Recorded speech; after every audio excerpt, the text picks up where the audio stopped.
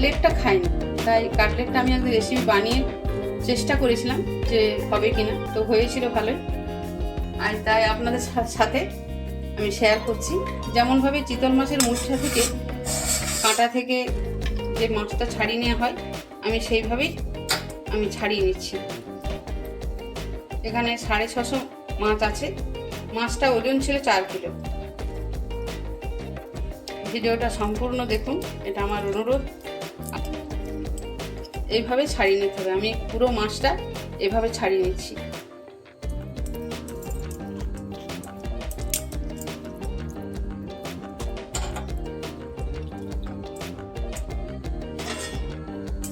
আলুগুলো আমি সেদ্ধ করে নিয়েছি, ভালো করে ম্যাশ করে নেব।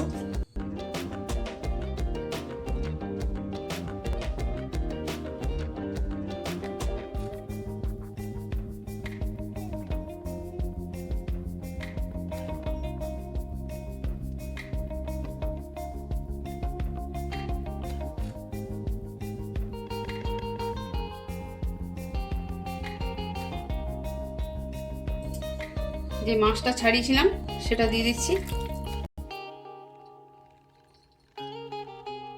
2 চামচ আদা রসুনের পেস্ট, কারণ আদা রসুনটা বেশি লাগে। 2টো পেঁয়াজ আছে, কাঁচা লঙ্কা কিছু আছে, আর ধনেপাতা একসঙ্গে কুচিয়ে নিয়েছি। এখানে আপনারা গুঁড়োও ব্যবহার করতে পারেন। ধনে জিরে একসঙ্গে পেস্ট করেছিলাম, সেটা দিয়ে দিলাম। চিলি ফ্লেক্স, গোলমরিচ, আমচুর, চাট মশলা আর শুকনো লঙ্কার গুঁড়ো। পরিমাণ মতো নুনটা দিয়ে দিলাম। এবার ভালো করে মাখিয়ে নেব।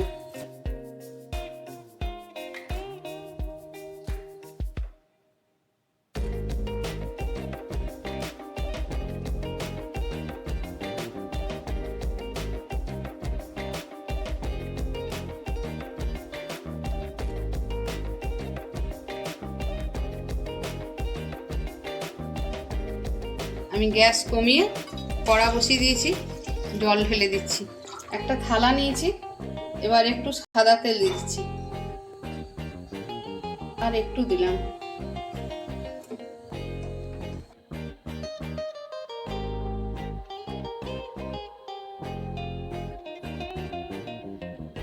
এবার যেটা মেখেছিলাম সেটা আমি দিয়ে দিচ্ছি।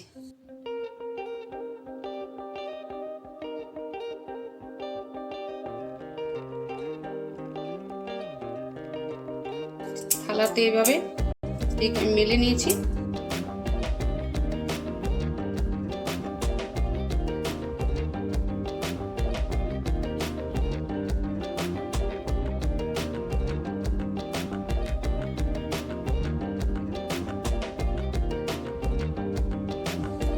আমি ছুরিতে করে কেটে ঠিক এইভাবে এই সাইজটা আমি করলাম।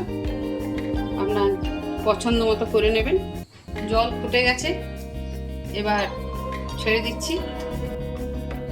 যেভাবে চিতল মাছের মুইঠা করে সেইভাবেই আমি বানাবো।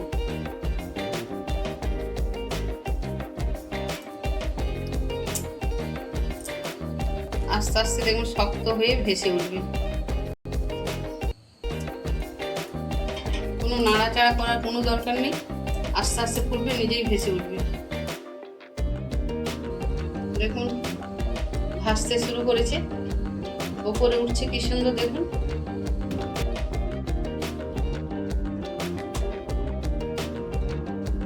একটু শক্ত হয়েছে, তখনই নামিয়ে দিতে হবে।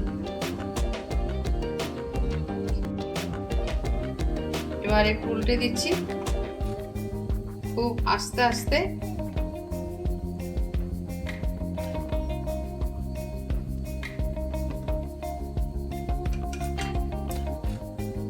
শক্ত হয়ে গেছে, এবার নামিয়ে দিচ্ছি।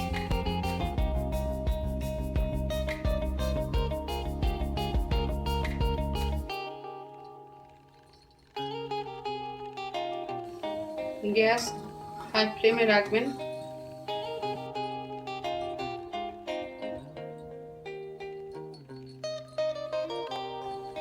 বাকিগুলো করে নিচ্ছি।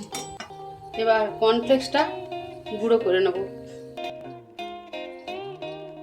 4 চামচ কর্নফ্লাওয়ার নিয়েছি। আমি অল্প অল্প জল দিয়ে এটাকে গুলে নেব।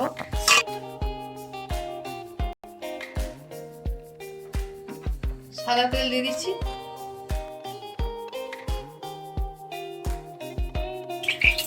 আবার এতে আমি ডোবাচ্ছি, তেলে ছেড়ে দিলাম।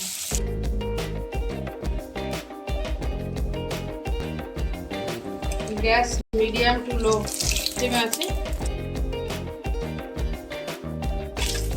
হয়ে গেছে ভাজা। এবার যেগুলো বাকি আছে একটা একটা করে এবার ভেজে নিচ্ছি।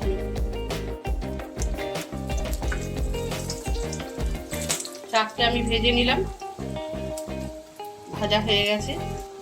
এই রেসিপিটা একদম নতুন রেসিপি। যদি ভিডিওটা ভালো লাগে লাইক করবেন, শেয়ার করবেন, সাবস্ক্রাইব করে বেল আইকনটা প্রেস করে দেবেন। সবাইকে ধন্যবাদ। সবাই ভালো থাকুন, সুস্থ থাকুন, সাবধানে থাকুন।